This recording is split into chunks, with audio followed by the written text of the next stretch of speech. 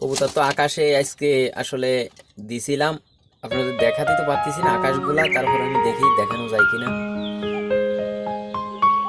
দেখা যায় কিনা আমি জানি না, আমি একটু টাইনে দেখানোর চেষ্টা করতেছি। তো কবুতর 3 পিস কবুতর আছে, পিস কবুতর একটু হাইটে আছে, যার কারণে ওইটি দেখা যাচ্ছে না। তো কবুতরের জন্য দোয়া করবেন যে কবুতরগুলো যেন আসলে সুস্থ সবল থাকে। এখন সমস্যা হবে না, কিন্তু আপনার 11টার পরে তে রোদ উঠলে এখন থেকে শিরার চাপ বাড়বে। তো কবুতরগুলো খুব ছোট দেখাচ্ছে।